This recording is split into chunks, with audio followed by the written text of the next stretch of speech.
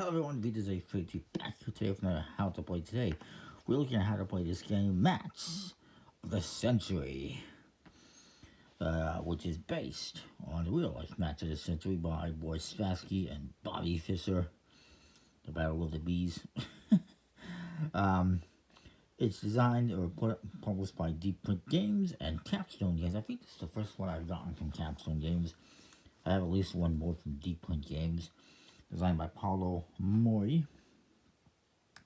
It's a nice production. It's a two-player game, ages 10 and up, 30 to 45 minutes, and it has artwork by Atelier 198. Don't know the actual name of the designer. That's just what it says. This is what you get. You get this board, which is will fold up into a square, small square. You can see where it folds, basically, hopefully. You get 2 decks of cards. Now, what this game is all about is, as it says, I think on the back of the box here, in 1972, the summer of 1972, there was a final match of the World Chess Championship in Reykjavik.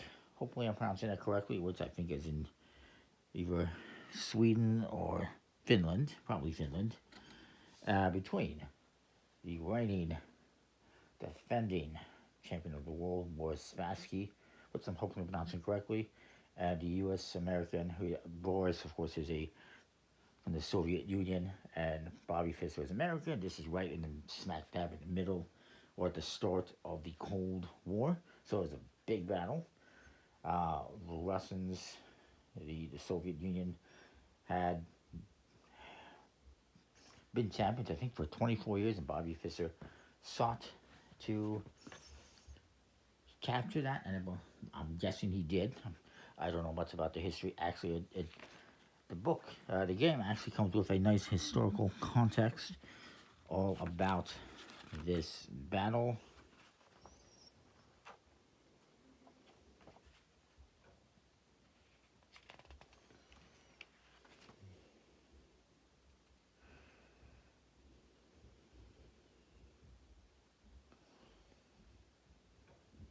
And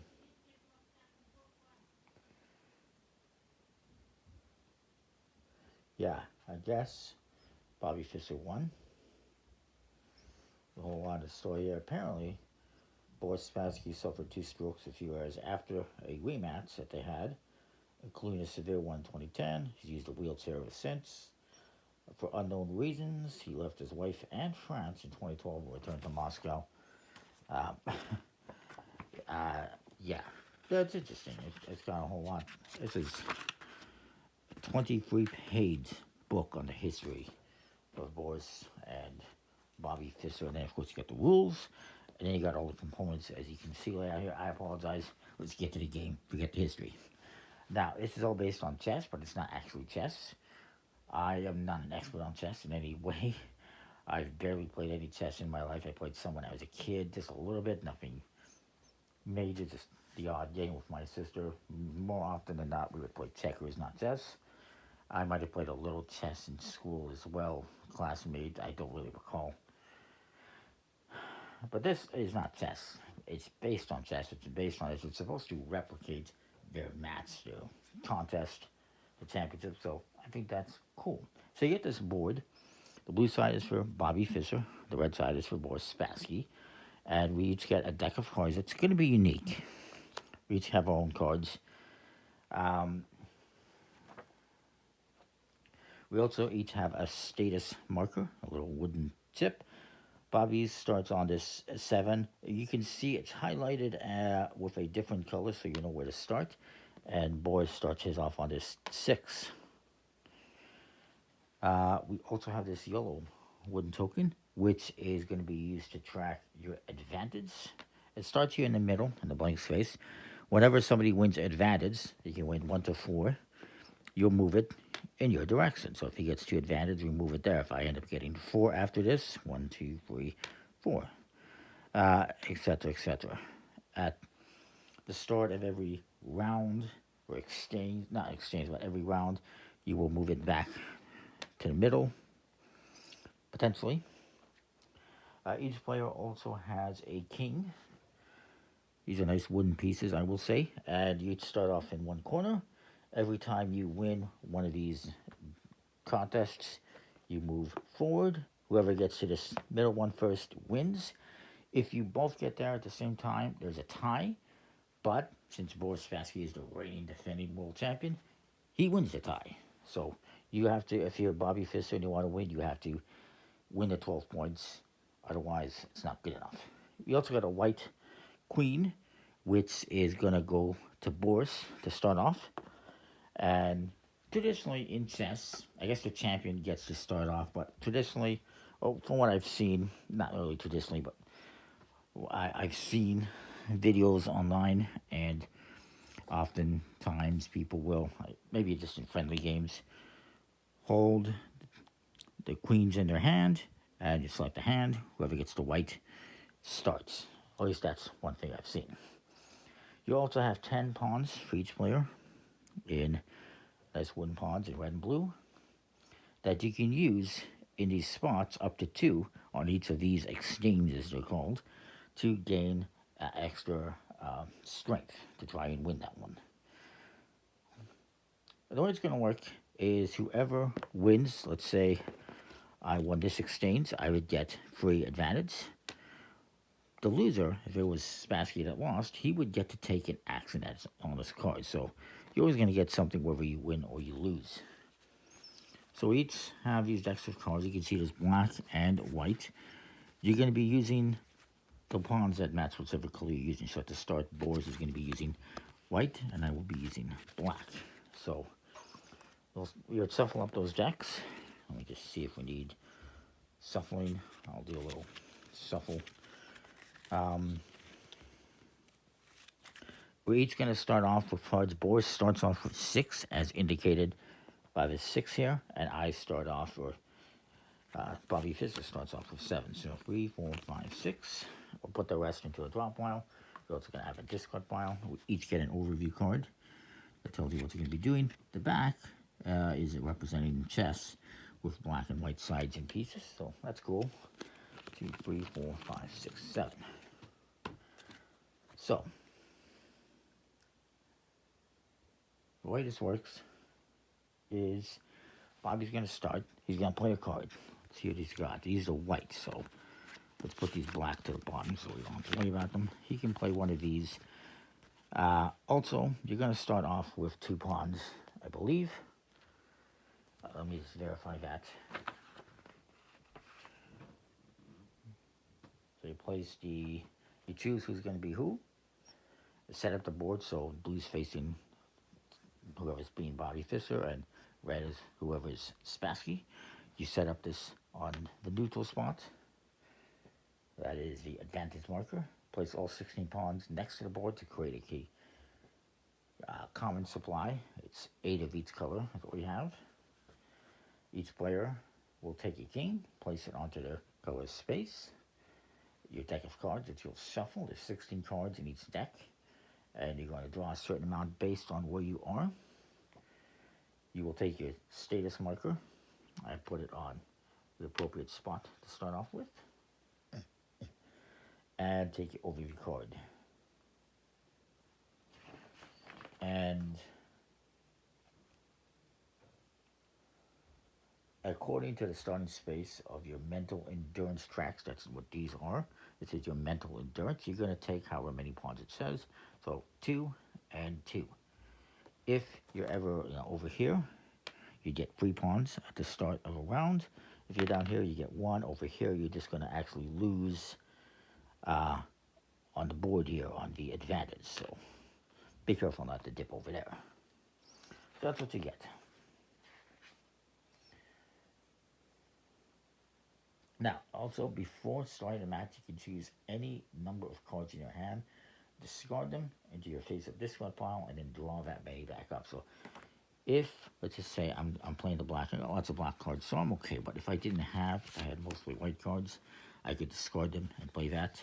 On the other side, you will see there is 1, so you could, I believe, I never saw anything about this, but I believe you can just play this as a 1 and just take the L. You would get a card and a pawn instead. kind of like you're surrendering, so to speak. um, let me verify that if I can.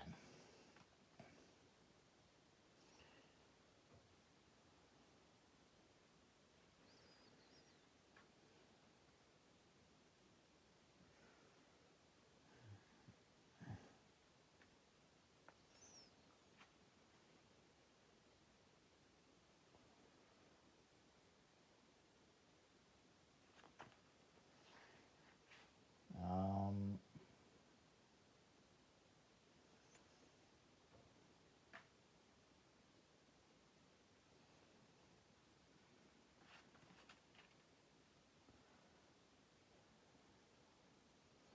so it says that's the effect of the card.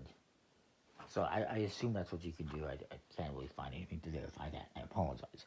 So what's going to happen is Boris starts. He's got the white queen, so he's a start player. He's going to add a card. Maybe he adds this 4 onto this red, onto this number 4 here, 414. If he wants, he can add a pawn, making it 5. And if he wants, he can add a second one to make it 6. Let's just say he does 5, for the sake of the argument. I'm going to look at my hand. I don't have any 5s, anything that can beat that. So, you know what? I'll just play this one. I'm doing the black. So he's doing the white, I'm doing the black. Mine is a 0. So in this case, what happens is he wins. He's going to get 4 advantage. 1, 2, 3, 4. And then I will do my ability. So if you lose, you get to do your ability, which in this case is either I can resign the game immediately and just let him take the win, which would let him move up 1 whenever you try to be the first one to get here. So I don't want to do that yet. Or I can, for each unresolved exchange, I would, if I was on the game, I would get 1 mental for each unresolved exchange. So I would move up to here if I did that. So maybe I do want to do that. It's a interesting choice. That is the what's it called? The mental endurance. It would give me more mental endurance for him off this game, right? Or I can simply gain 2 pawns. So I'm going to lose. I'm not going to end the game for the sake of this. So I will just simply take 2 pawns. So now he's going to go again. And he can play whatever exchange he wants. Maybe he decides to play a 3 on this 2. And I'm going to play a card. I'm going to play a 4. And I'm going to win it. So now I'm going to get 2 advantage. So this moves 2 back in my direction. And he gets to take the action, which is you must incur a -1. Then discard both cards and all pawns, if any, in its exchange section. Its advantage is not assigned. So actually, this goes back here. There's no advantage. And he's actually going to take a hit. So he's down to 6. And both these cards get discarded. Interesting. So, he's going to play again. Actually, he would have played first. My apologies. Yeah, he did play first. So he's taking an L there. He's going to play this 5 on, let's say, the 3. And I will play, I really don't have much of a choice here. I'm going to play, well, I could technically play this 4 and add 2 pawns, which would give it a 6, which beats the 5. And so 1, 2, 3. Moves back in my direction. He loses, so it says he gets to gain 2, and I have to incur a -1. So he's going to gain 2, and I actually lose 1 this time. Going in the same direction, but I'm going in the wrong direction. So now he's going to play again. He's going to play this 2 over here, and I will play a 3. So I will get 1. Oh, look at that, we're neutral, which is kind of cool. Since he loses, he gets to take the action, which says he gets to pick a random card from Fisher's concealed hand, and he gets to discard it. So he's going to take one of my cards. Maybe he takes this one, and he discards it. So I have 1 less card. Now what he's going to do is, since he doesn't have any more, he's simply going to play a 1. He's not going to add a pawn. He's going to concede, I guess, and I'll add a 3. And so what he gets to do is he gets to take, he simply gets to take a card and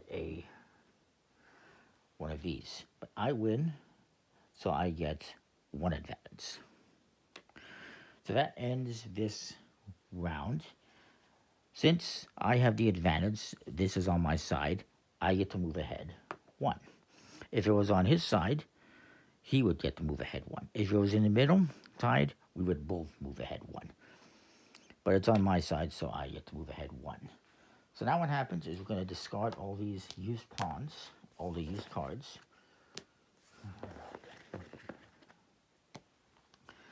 I've moved ahead 1. This is going to reset back to 0 for the moment.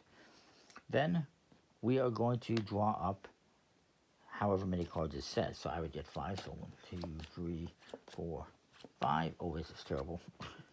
Remember, you can always discard X amount of cards at the start of your turn and draw back up to that many. He actually gets 6 cards because he's what it says.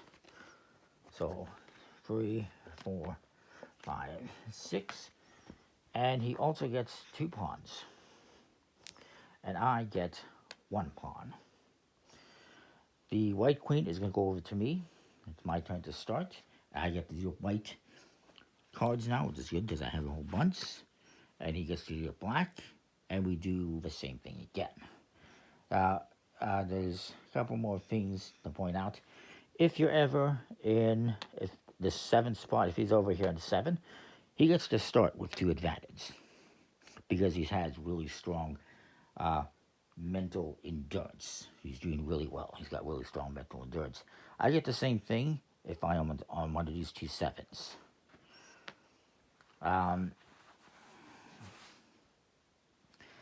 And yeah. And so playing certain cards as well, if you lose, you can actually move up this or down, as we've kind of seen some movement. And but that's basically the game. You're going to be playing through this battle based on the real life chess match to see who's going to be a champion. Again, whoever moves their king to the middle first wins. If there happens to be a tie, Bobby Fischer will lose on a tiebreak essentially, but Boris Spassky will win because he's the reigning champion.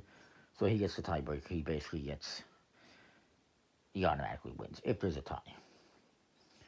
And again, at the end of an exchange, at the end of a round, if this happens to be in the middle, nobody has advantage. So we each would move up 1 if it ends like that. But if it ends on my side, I move up 1. If it ends on his side, he's going to move up 1. Keep doing this again until somebody gets that 7th win. So yeah, that's the game. Very nice pieces, nice wooden pawns, nice board. I can show you how it folds up now. Nice and neat.